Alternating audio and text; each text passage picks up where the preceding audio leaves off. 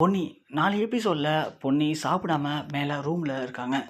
அதுலேயும் என்ன பண்ணலாம், இந்த பிரீத்தியை பற்றின உண்மைகளை எப்படி கண்டுபிடிக்கிறது, எப்படி சக்திகிட்டையும் குடும்பத்துலேயும் எல்லாத்தையும் சொல்லி நிரூபிக்கிறதுன்னு யோசிச்சுட்டு இருக்காங்க. ஸோ பொன்னி சாப்பிட வரவே இல்லை. அதனால சந்திரசேகர் நேராக ஏஞ்சி போய் பொன்னியை கூப்பிடலாம் ட்ரை பண்ணுறாரு. அப்போது ஜெயா கேட்குறாங்க, என்னங்க சாப்பிடாம ஏஞ்சிட்டீங்க அப்படின்னு சொல்ல, இல்லை ஜெயா, பொன்னி நீ சாப்பிட வரவே இல்லை, பார்த்து வரேன் அப்படின்னு சொல்லுவோம். ஏங்க அவன் இந்த வீட்டில் இருக்க என்னங்க, அவளை போய் நீங்கள் கூப்பிட்டு வரேன்னு சொல்கிறீங்க, அதெல்லாம் ஒன்றும் தேவையில்ல, நீ உட்காந்து சாப்பிடுங்க அப்படின்னு ஜெயா சொல்ல, ஜெயா ஒன்றை மாதிரி என்னால் சாப்பிட முடியாது, பொன்னி இந்த வீட்டு மருமக, அவள் சாப்பிட்ணும், நான் வரேன் இரு அப்படின்னு சொல்லிட்டு இங்கேருந்து சந்திரசேகர் நேராக கிளம்பி மாடிக்கு போகிறாரு. மாடியில் போயிட்டு பொன்னி ரூமில் உட்காந்து யோசிச்சுட்டு இருக்காங்க, ஃபீல் பண்ணிட்டுருக்காங்க. அதை பார்த்து சந்திரசேகர் பொன்னின்னு சொல்ல, மாமா சொல்லுங்க மாமா, சாப்பிடல நீங்கள் அப்படின்னு கேட்க, சாப்பிட்றலாம் இருக்கணும்ப்பா, உனக்கு என்னம்மா பிரச்சனை, மாமா வந்து சாப்பிடுவா, எல்லாரும் சாப்பிட கீழே உட்காந்துருக்காங்க, நீ மட்டும் இப்படி சாப்பிடாம வராமல் இங்கே தனியாக உட்காந்துருக்கனால ஒன்றுமே மாற போகிறது இல்லைப்பா, எனக்கு உன் மேல் நம்பிக்கை இருக்குது, நீ யாருங்கிறது எனக்கு தெரியுமா, அதனால் சபதம் போட்டிருக்க, அதை பொறுமையாக நிரூபிச்சுக்கலாம், அதுக்காக சாப்பிடாமல் இருக்கணும்லாம் அவசியம் இல்லைம்மா, நீ ஏஞ்சி வந்து சாப்பிடுவா அப்படின்னு சொல்லி சந்திரசேகர் கூப்பிட்றாரு. ஆனால் இருந்தாலும் பொன்னி வர மறுக்கிறாங்க. இல்லை மாமா, எனக்கு சாப்பிட பிடிக்கல, நான் இங்கே சாப்பிட்டேன் எனக்கு மரியாதை இருக்காது, தயவு செஞ்சு என்னை விட்டுருங்க, நான் வந்து வெளியில் சமைச்சு சாப்பிட்டுக்கிறேன், என்னால் இனிமேல் இங்கே சாப்பிட முடியாது, அது எனக்கு செட்டும் ஆகாதுன்னு சொல்லி ஒரே முடிவாக பொன்னி சொல்கிறாங்க. அப்போதைக்கு சக்தி வராரு. சக்தி வந்தவுடனே அப்பா அப்படின்னு கூப்பிடுவோம். என்னப்பா என்னப்பா சொல்கிற பொன்னி, பொன்னி தான்ப்பா ஒரே அடமெண்ட்டாக இருக்கா, அவளை பொறுத்த வரைக்கும் இந்த வீட்டை சாப்பிட மாட்டேன்னு சொல்கிறா அப்படின்னு சொல்லவும், சக்தி ஒன்று ஃபீல் பண்ணிட்டு சொல்கிற சந்திரசேகர்கிட்ட, அப்பா இருந்தாலும் என் மேலே தப்பு இருக்குப்பா, பொன்னி அப்போல்லாம் பண்ணியிருக்க மாட்டான்னு சொல்லி நான் அந்த இடத்துல பேசியிருக்கணும், நான் பேசாதது தப்பு தான்ப்பா, அந்த தப்புக்காக தான் அவள் இப்போது ரூமில் தூங்காமல் ஸ்டோர் ரூமில் போய் தூங்குறா, ஸோ எல்லாம் சரியாயிடும்னு நினச்சேன், ஆனால் பொன்னி இப்போது ஒரே முடிவாக இருக்கா, நான் படம் தப்பு தானேப்பா அப்படின்னு சொல்லி சக்தி ஃபீல் பண்ணுறாரு. சரி விடுப்பா சரியாயிடும், நீ வா சக்தி சாப்பிட்லான்னு சொல்ல, இல்லைப்பா நீங்கள் போங்க, நான் மறுபடியும் பொண்ணியை கூப்பிட்டு பார்த்து வரேன்னு சொல்லிட்டு சக்தி சொல்கிறாரு. சந்திரசேகரும் உடனே கீழே போயிடுறாங்க. கீழே போனோடனே ஜெயா கேட்குறாங்க, என்னங்க உங்கள் அருமை மருமகளை கூப்பிட போகிறேன்னு சொல்லிட்டு போனீங்க, தனியாக வரீங்க அப்படின்னு சொல்ல, என்னம்மா பண்ணுறது, அவன் ரொம்ப ரோசக்காரி, தான் மேலே கலங்கம் ஏற்பட்டிருக்கு அப்படின்னு தெரிஞ்ச உடனே துடிச்சு போயிட்டா, அதான் அவள் அப்புறம் சாப்பிட்றேன்னு சொல்லிட்டா அப்படின்னு சொல்ல, அதானே குப்பறக்க விழுந்தாலும் மீசல் மண் ஓட்டுறது உங்களுக்குலாம் அப்படின்னு சொல்லவும், சக்தி எங்கே காணோம், சக்தி பொன்னியை கூட்டான்னு சொல்லிட்டு அங்கே மேலே இருக்கான், பாவம் அவனும் ரொம்ப ஃபீல் பண்ணுறான் அப்படின்னு சொல்லவும், அந்த இடத்துல சக்தி போய் பொன்னியை கூப்பிட்றாரு. ஆனால் பொன்னி வரதாவே இல்லை, என்னால் வர முடியாதுன்னு சொல்லிடுறாங்க. ஸோ சக்தி என்ன பண்ண தெரியாமல் மேலே ஃபீல் பண்ணிருக்காங்க. இதை தெரிஞ்சுக்கிட்ட பிரீத்தி இப்போது சக்தி ஃபீல் பண்ணுறாரு. இப்போது சக்திக்காக நாமளும் சாப்பிடாம இருக்கோன்னு சொல்லி சக்தியை போய் எப்படியாவது சமாதானப்படுத்தி அழைச்சிட்டு வந்துட்டோம் அப்படின்னா, கண்டிப்பாக நாம் சக்தி இடத்துல இப்போதைக்கு வெயிட்டாக ஒரு நல்ல இடம் பிடிச்சிடலாம் அப்படின்னு சொல்லி பிரீத்தி தெளிவாக பிளான் பண்ணி மேலே போகிறாங்க. மேலே போன சக்தி ரூமில் ரொம்ப ஃபீல் பண்ணி உட்காந்துருக்காரு.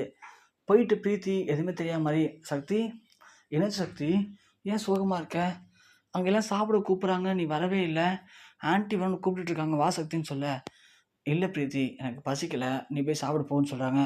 சக்தி உன்னை பற்றி எனக்கு தெரியும் சக்தி, உன்னை இன்ச்சு நான் ஃபாலோ பண்ணிகிட்ருக்கேன், நீ எப்போ எப்படி இருப்ப, உன் மனசில் என்ன நினைக்கிற அப்படிங்கிறது எனக்கு எல்லாமே தெரியும் சக்தி, அதனால தான் நீ நானும் நம்ம திரும்ப படிக்க வரைக்கும் ஒன்றா இருந்தோம், நீ இப்போது பொன்னியை பற்றி யோசிச்சுட்ருக்க. சக்தி நான் தான் சொல்கிறேன்ல, பொன்னி பண்ணதெல்லாம் தப்பு தான், ஆனால் அதை அவள் ஒத்துக்க மறுத்துக்கிட்டு இப்போது நிரூபிக்க போகிறேன்னு சொல்லி சொல்கிறா. நான் தான் பொன்னி பண்ண எல்லாத்தையும் வீடியோ ஆதாரமாக நிரூபித்தேன்ல, அப்போயே தெரியலையே அவனுக்கு பொன்னி மேலே தப்பு இருக்குன்னு சொல்லிட்டு, ஆனால் பொன்னியால் அதை ஏற்றுக்க முடியல, அதுக்காக ஏதாவது ஒரு பொய்யை சொல்லி சமாளிக்கலாம் ட்ரை பண்ணுறா. நீ அதுக்காகலாம் ஃபீல் பண்ண சக்தி, அதுக்கெல்லாம் ஃபீல் பண்ணி சாப்பிடாம வந்து உடம்பு கெடுத்துக்காத, ஆன்ட்டியும் வேறு நீ சாப்பிடாம இருக்க சொல்லி ரொம்ப ஃபீல் பண்ணுறாங்க, வா சக்தி நாம் போய் சேர்ந்து உட்காந்து ஒன்றா சாப்பிடுவோம், உனக்காக நான் இருக்க சக்தி, நீ ஏன் ஃபீல் பண்ணிட்டு இருக்க இதெல்லாம் போயிட்டு, அந்த பொண்ணியால் நீ கண்டிப்பாக சந்தோஷமாக இருக்க போது கிடையாது, நான் உன் கூட இருக்க சக்தி, நான் உனக்கு நல்ல ஒரு ஃப்ரெண்டாக இருப்பேன், நீ நினச்சனா உன்னுடைய ஃப்யூச்சர் ஒய்ஃபாக கூட நான் இருப்பேன், அதனால் நீ எதையும் ஃபீல் பண்ண சக்தி, நீ வா நான் பார்த்துக்கிறேன் அப்படின்னு சொல்ல, அப்போ தான் சக்திக்கு புரியுது, பொன்னி சொன்னதெல்லாம் கரெக்டு தான், பிரீத்தி ஒரு ஃப்ரெண்டாக இங்கே வரல, வாய்ப்பு கிடைச்சா என்ன மாதிரியாக வேணால் மாறுறதுக்கு ரெடியாக இருக்கா, அப்படி இருக்கும்போது இவளை பற்றி பொன்னி சொன்னதெல்லாம் உண்மை தான் அப்படின்னு சக்தி யோசிக்கிறாரு. உடனே வாயை மூடு பிரீத்தி, என்ன பேசிகிட்டு இருக்க நீனு, நான் உன்னை இந்த ஆஃபீஸில் ஒரு ஸ்டாஃபாக எனக்கு ஒரு ஃப்ரெண்டாக தான் உன்னது வீட்டுக்கு அழைச்சிட்டு வந்தேன். ஆனால் உன் மனசில் இப்போது கலங்கம் இருக்குது அப்படிங்கிறது புரியுது. என்ன சொன்ன? நீ நான் நினச்சா ஒய்ஃபாக இருக்கலாம்ண்ணா. அது என்றைக்குமே நடக்காது. இந்த ஜென்மம் இல்லை, இன்னும் 7 ஜென்மம் எடுத்தாலும் சரி, நான் என்ன தவறு பண்ணியிருந்தாலும் சரி, பொன்னி என் மேலே எவ்வளோ கோவப்பட்டாலும் சரி, பொன்னி தான் எனக்கு மனைவி, நான் தான் அவனுக்கு புருஷன். அதனால் இந்த பந்தத்தை உன்னால் இல்லை, எங்கள் அம்மாவே நினச்சாலும் சரி பிரிக்க முடியாது. அதனால் நீ போயிட்டு உன் வேலை என்னமோ அதை மட்டும் பாரு.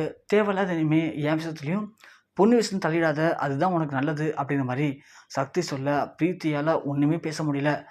அப்படியே உடஞ்சி போயிடுறாங்க.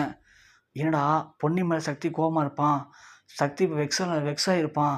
இந்த கேப்பை பயன்படுத்தி சக்தி மனசில் நாம் ஏதாவது ஒரு இடத்த பிடிச்சிடலான்னு சொல்லி நாம் பிளான் பண்ணால், சக்தி ஏன் இப்படி பொன்னி மேலே இவ்வளோ அடமெண்ட்டாக இருக்கான், இப்படி இருந்தால் செட் ஆகாது அப்படின்னு பிரீத்தி யோசிச்சே கீழே வராங்க. கீழே வந்தோடனே ஜெயாகிட்ட கேட்குறாங்க, என்னாச்சு பிரீத்தி அப்படின்னு சொல்ல, இல்லை ஆண்டி, அவனும் ரொம்ப அடமெண்ட்டாக இருக்கான், விடுங்க அப்படின்னு சொல்லிட்டு எல்லாம் சாப்பிட்றாங்க. சாப்பிட்டு முடிச்சதுக்கு பிறகு அந்த ஜாமான்லாம் வந்து பிரீத்தி எடுத்து கிச்சனில் கழுவிட்டு இருக்காங்க. எல்லாருமே இருக்கும்போது அங்கே சுந்தரத்துக்கு அடிக்கடி ஃபோன் வந்துகிட்டே இருக்குது. சுந்தரத்தால் பேச முடியாமல் அந்த ஃபோனை சைலண்டில் போட்டு வச்சிட்ருக்காரு. அதை பொண்ணையும் கவனிக்கிறாங்க. சுந்தரம் அந்த ஃபோன் வந்த உடனே மூஞ்சிக்கிச்சுலாம் மாறிடுது. அதுலேயும் குறிப்பாக ஃபோன் வந்துகிட்டே இருக்குன்னு சொல்லிட்டு ஜெயா கேட்குறாங்க, என்ன சுந்தரம், யார் ஃபோன் வந்துகிட்டே இருக்கு, எடுத்து பேச வேண்டியதானே, ஏன் ஃபோனை கட் பண்ணி வைக்கிறீங்க, எடுத்து பேசுங்க சுந்தரம்னு சொல்ல, இல்லை ஆண்டி, நம்ம தெரிஞ்ச ஒருத்தர் பணம் கேட்டிருந்தாரு, அதான் அடிச்சிட்ருக்காரு, கடன்காரன் தான், வேற ஒன்றும் இல்லை ஆண்டி அப்படின்னு சொல்ல, இருக்கட்டும் அதுக்கு என்ன, எடுத்து பேச வேண்டியதானே அப்படின்னு சொல்ல, சரிங்க ஆண்டி அப்படின்னு சொல்லிட்டு அந்த ஃபோன் எடுத்துகிட்டு கிச்சனு பக்கமாக ஒரு ஓரமாக போகிறாங்க. அதை பார்த்த பொண்ணு என்னவா இருக்கும், இத்தனை வாட்டி ஃபோன் வருது ஆனால் எடுக்காமல் இருக்காரு, இவர் இப்படி இருக்க மாட்டார், எந்த ஃபோன் இருந்தாலும் ஒன்று எடுப்பாருன்னு சொல்லிட்டு பொண்ணு அப்படியே தெரியாமல் அங்கே போய் நிற்கிறாங்க. அப்போதைக்கு சுந்தரம் ஃபோன் அட்டன் பண்ணோடனே, எதுக்கு இப்போ அடிச்சுட்டே இருக்கீங்க, நான் தான் சொல்லிட்டேன்ல அன்றைக்கி, நீங்கள் பண்ண வேலைலாம் ஓகே தான், உங்களுக்கு நான் கொடுத்துட்டேன் பணம் அப்படின்னு சொல்லிட்டேன், இருந்தும் நீங்கள் இன்னும் பணம் வேணும் பணம் வேணும்னு சொல்லிட்டு இருந்தீங்கன்னா என்ன பண்ண முடியும், அதுவும் நீங்கள் நினச்சனாலும் பணம் கேட்குறீங்க, நினச்சனாலும் பணம் தரத்துக்கு நாங்கன்னா பேங்க்லேயே இருக்கோம் அப்படின்னு சொல்ல, அதுக்கு ஆப்போசிட்டில், சார் நீங்கள் சொன்னதான் செஞ்சுதான் இல்லைன்னு சொல்ல, அதுக்காக நீங்கள் நான் சொன்ன அளவுக்கு பணம் தரல, அதனால தான் திரும்ப கால் பண்ணுறேன், எனக்கு இப்போது அர்ஜெண்ட்டாக பணம் தேவைப்படுது, அப்படி பணம் மட்டும் தரல அப்படின்னா நான் திரும்ப திரும்ப சொல்ல தேவையில்ல, எல்லா உண்மையும் வந்து உங்கள் வீட்டில் சொல்லிவிடுவேன் அப்படின்னு மாதிரி அவன் மிரட்ட, உடனே சுந்தரம் என்ன பண்ணன்னு தெரில, உன்கிட்ட நான் பண்ண மிகப்பெரிய தப்பு இந்த பொண்ணியை பற்றி உங்கள்கிட்ட சொல்லி இங்கே அரசு வந்து பிரச்சனையை பண்ணது தான், அந்த பிரச்சனையில் தானே இப்போ நான் உங்ககிட்ட மாறிட்டு முடிக்கிறேன், எனக்கு ஒரு 2 நாள் மட்டும் டைம் கொடு, அந்த 2 நாளுக்குள்ளே கண்டிப்பாக நீ கேட்குற பணம் எல்லாத்தையுமே ரெடி பண்ணி நான் வந்து கொடுத்துட்றேன் அப்படிங்கிற மாதிரி அந்த இடத்துல நம்ம சுந்தரம் சொன்ன உடனே அதை பொன்னி காதில் வாங்கிறாங்க. காதில் வாங்கினது மட்டும் இல்லாமல் அதை அப்படியே வீடியோவும் எடுத்துடுறாங்க.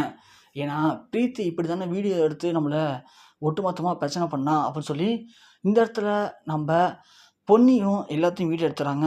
எடுத்து முடிச்சுட்டு நேராக போய் சந்திரமாமா கூப்பிட்றாங்க. மாமா இங்கே வாங்க அப்படின்னு சொல்ல ஜெயா, பவானி, பிரீத்தி எல்லாருமே வந்துடுறாங்க. என்னன்னு கேட்கும்போது, இப்போது நான் ஒரு சபதம் போட்டேன்ல, அந்த சபதத்துக்கான நேரம் வந்துடுச்சு, இங்கே பாருங்கள், இந்த பிரச்சனைக்கெலாம் யார் காரணம் என்ன அப்படிங்கிறது எல்லாருக்குமே தெளிவாக புரியும்னு சொல்லி அந்த வீடியோவை போட்டு காட்டுறாங்க பொன்னி. அதில் சுந்தரம் தான் இவ்வளோ பிரச்சனையை பண்ணியிருக்கான் அப்படிங்கிறது, சுந்தரம் தன் வாயால் பேசின எல்லா விஷயமும் இருக்குது. அதை கேட்டோடனே சக்தி பயங்கரமாக கொந்தளிச்சுறாரு. உங்கள்லாம் மாமான்னு சொல்லி வீட்டுக்குள்ளே விட்டா நீங்கள் இப்படி ஒரு கேடுகட்ட வேலை பார்த்துட்ருக்கீங்களா, பொன்னி மேலே அப்படி பழியை போட்டு பொன்னியை பழி வாங்குறதுல உங்களுக்கு என்ன அப்படி ஒரு கெட்ட புத்தி அப்படின்னு சொல்லி பயங்கரமாக சக்தி கோவப்படுறாரு. சந்திரசேகரும் சுந்தரத்தை பயங்கரமாக திட்டுறாங்க. ஸோ 3 பேர் சேர்ந்து கூட்டு சதி பண்ணி தான் இத்தனை நாளாக எங்களை ஏமாற்றிட்டு இருந்தீங்களா அப்படிங்கிற மாதிரி பயங்கரமாக சந்திரசேகர் திட்டுறாரு. ஒரு வழியாக பொன்னி போட்ட சபதத்தில் ஜெயிச்சுறாங்க. அதனால் இப்போது பிரீத்தியை அடித்து வீட்டு துரத்துறாங்க. அதோட ஜெயாவையும் கடுமையாக கண்டிச்சு வைக்கிறார் சந்திரசேகர். இதனால் பிரீத்தியால் பிரிஞ்ச பொன்னி சக்தியும் மீண்டும் வாழ்க்கையில் ஒன்று சேராங்க. அதை பார்த்து பிரீத்தியால் வயிற்றச்ச தாங்க முடியல. எப்படியாவது பொன்னியை சக்தியிலேருந்து பிரித்து நாம் சக்தியை திருமணம் பண்ணிக்கலாம்னு நினச்சோம். ஆனால் கடைசியில் எல்லாமே வேஸ்ட்டாக போய் திரும்பவும் சக்தியும் பொன்னியும் வாழ்க்கையில் ஒன்று செஞ்சுட்டாங்களே, இவங்களை விடக்கூடாது, ஏதாவது பண்ணணுமே அப்படிங்கிற மாதிரி பிரீத்தி வெளியிலேருந்து யோசிச்சுட்ருக்காங்க.